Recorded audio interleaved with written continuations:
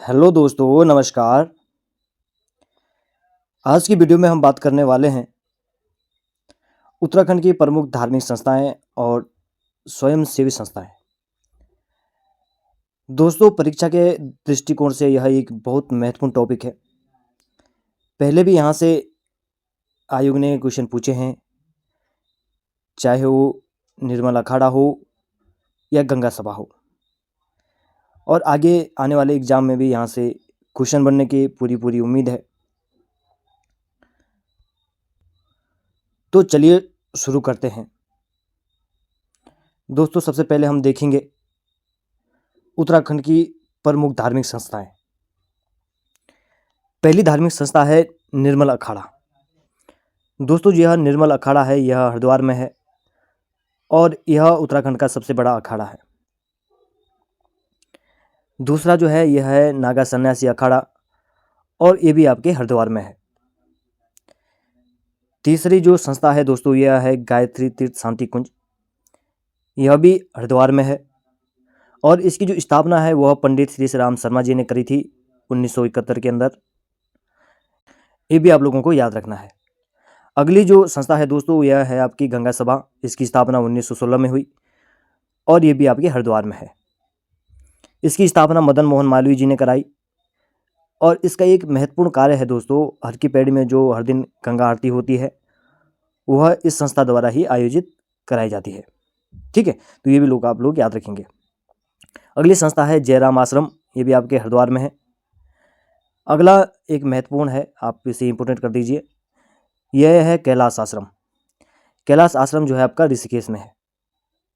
अगली संस्था है दोस्तों परिमार्थ निकेतन, ये पौड़ी में है और इसका जो कार्य है यह गौ सेवा है।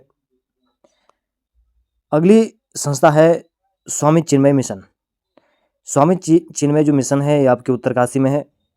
ये भी एक महत्वपूर्ण संस्था है, ये भी आप लोग याद रखेंगे। अगली समितियां जो हम पढ़ने वाले हैं, 3 समितियां, यह 3 धामों की है। तो जो पहला धाम है आपका गंगोत्री मंदिर समिति, तो इसका जो मुख्यालय है वो भटवाड़ी में है और इसके जो पदेन अध्यक्ष होते हैं वह अध्यक्ष जो एसडीएम होते हैं आपके भटवाड़ी के, वह इसके पदेन अध्यक्ष होते हैं।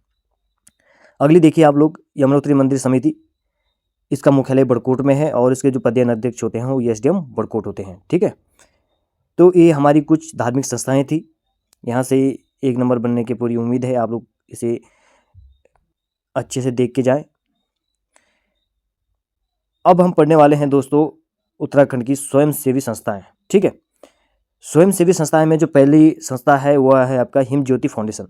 हिम ज्योति फाउंडेशन जो है इसकी स्थापना 2003 में हुई और इसका जो कार्य है वह है मेधावी छात्रों को छात्रवृत्ति से संबंधित है।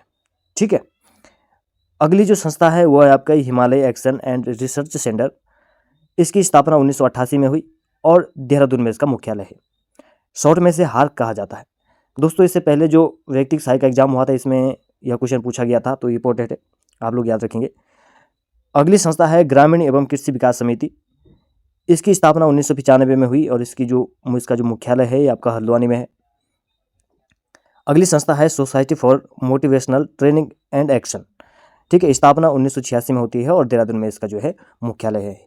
इसे भी आप लोग इंपोर्टेंट कर दीजिए। ठीक है, अगली देखिए आप लोग अखिल गढ़वाल सभा, और जो अखिल गढ़वाल सभा है इसकी जो स्थापना 10 फरवरी 1952 को हुई। संस्थापक थे आपके विश्वम्बर दत्त चंदोला।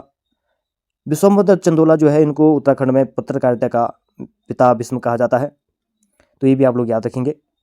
जो गढ़वाल पत्र था उसके संपादन का कार्य इन्होंने बहुत लंबे समय तक किया, तो इसीलिए इनको जो है पत्रकारिता का भीष्म पिता कहा जाता है। ठीक है, अगला आप लोग देखेंगे हिमालय एवं शिक्षण संस्थान। इसकी स्थापना भी 1995 में हुई और जो यह संस्था है यह टिहरी, उत्तरकाशी और जौनसार बाबर का जो क्षेत्र है उसमें कार्य करती है और इसका जो कार्य है वह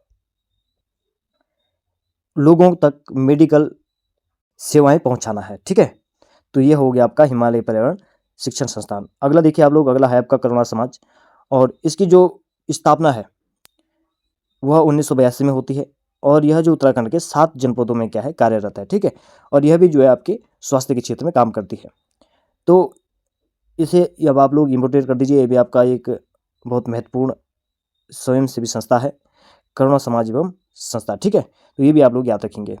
दोस्तों एक छोटा सा टॉपिक था और यहाँ से क्वेश्चन बनने की पूरी उम्मीद है। आप लोग इसे 1-2 बार देख लीजिएगा, आप लोग याद हो जाएगा। दोस्तों वीडियो यदि आपको हेल्पफुल लगे तो वीडियो को लाइक कर दें, अपने दोस्तों के साथ शेयर कर दें और चैनल को सब्सक्राइब करना बिल्कुल ना भूलें।